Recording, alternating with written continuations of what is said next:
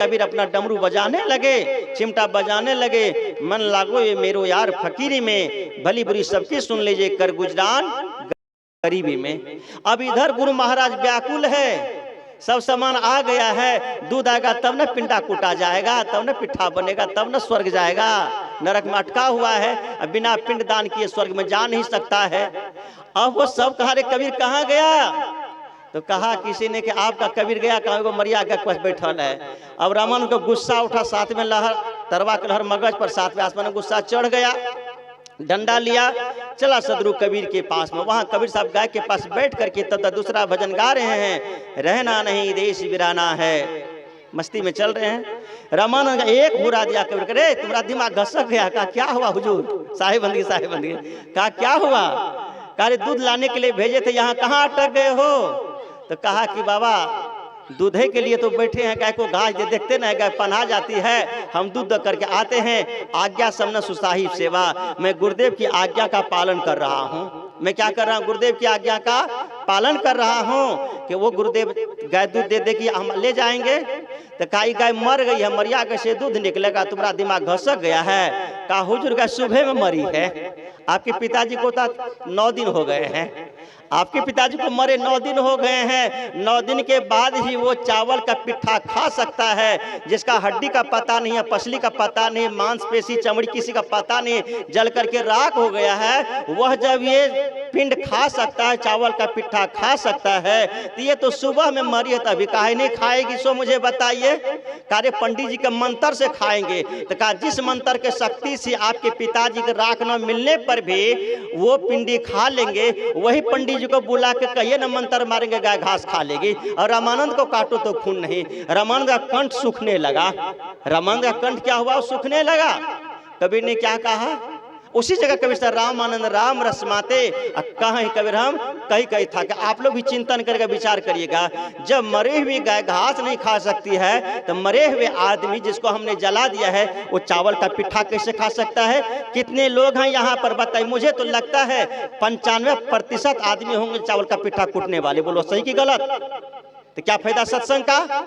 यहीं पर मैंने कहा वस्तु अंत है। आप पिंड का मतलब होता है नीचे वाला भाग को कहते हैं, ब्रह्मांड मतलब ऊपर वाला भाग को कहते हैं। पिंड दान देना, अपने पिताजी की अपने माताजी की सेवा में अपने शरीर को दान में लगा दिया। और एक बात, मात्र मेरे पास में 8 मिनट 7 मिनट का टाइम बचा है, कहने का प्रयास करूंगा, हो जाएगा तो हो जाएगा, नहीं तो बीच में समाप्त कर दूंगा। मैंने कहा वस्तु कहीं और, खोज कहीं और चल रही है। हमारी माताएं क्या करती है? पर्व करती है। अभी सुन रहे थे हम लोग साहब जी, कौन सा पर्व करती है? तीज करती है, वट सावित्री करती है, करवा चौथ करती है। किसके लिए? पति की उम्र लंबा हो। चलनी में मुंह देखती है, किसके लिए? पति की उम्र लंबा हो। बढ़िया बात है। मैं पूछता हूँ, प्रश्न है, ये माइक में मैं बोलता हूँ तो आवाज सब तक जाती है। उपेंद्र साहब बोलते हैं तो आवाज पूरे छातापुर जाती है, जहां तक स्पीकर बंधा हुआ है। अगर आप बोलेंगे तो आवाज सभी जगह जाएगी। सबके लिए एक समान नियम है। ऐसा तो नहीं कि मैं बोलूंगा तो ये आवाज गांव तक जाएगी, छातापुर तक जाएगी, हाई स्कूल तक जाएगी, आप बोलेंगे नहीं जाएगा।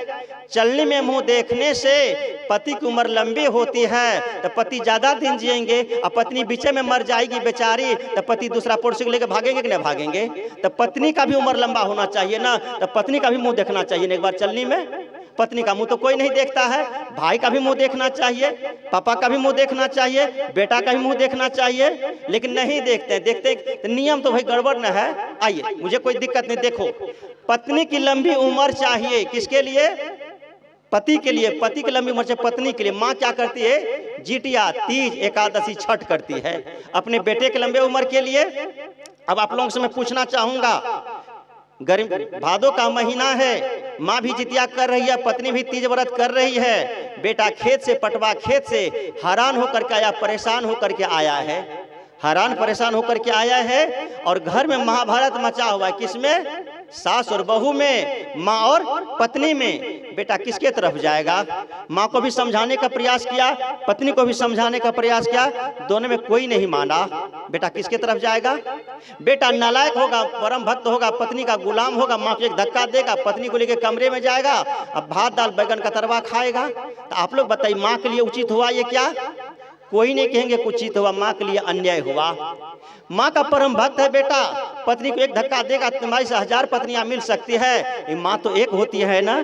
माँ को साथ में लेगा, घर में जाएगा, कढ़ी बड़ी भात खाएगा। पत्नी के लिए उचित हुआ ये क्या? न तो माँ मान रही है, न पत्नी मान रही है, दोनों तीज कर रही है, करवा चौथ कर रही है। कबीर साहब ने क्या कहा? वस्तु अंते।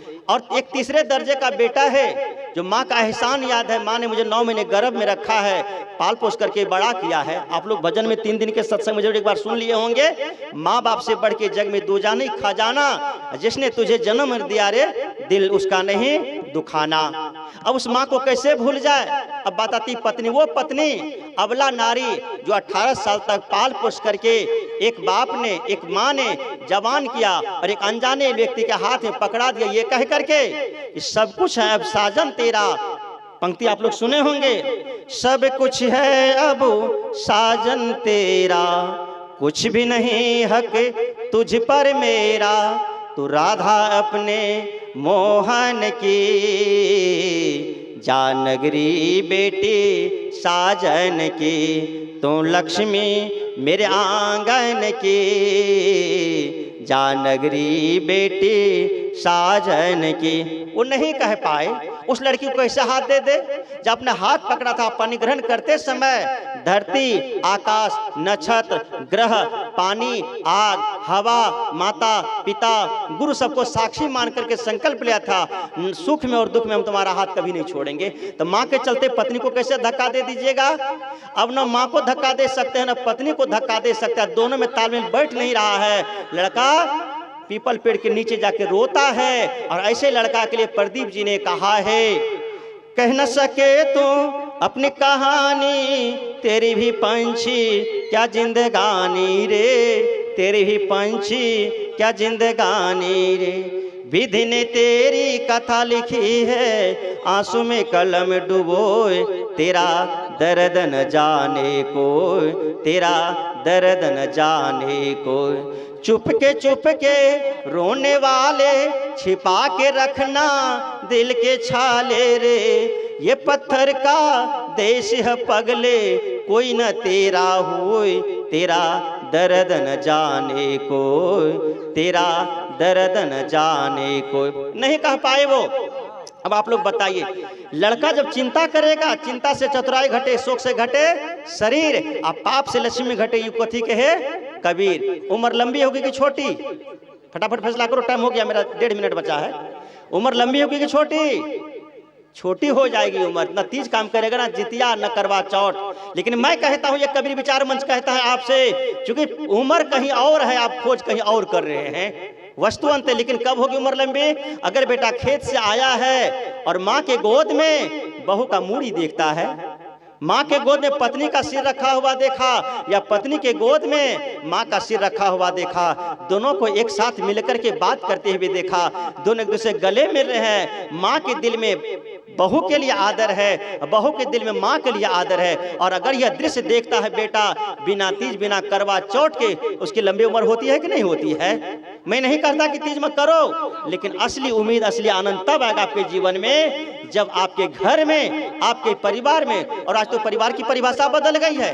किसी से पूछो परिवार का मतलब, हम दो हमारे दो, माँ बाप नहर किनारे जो।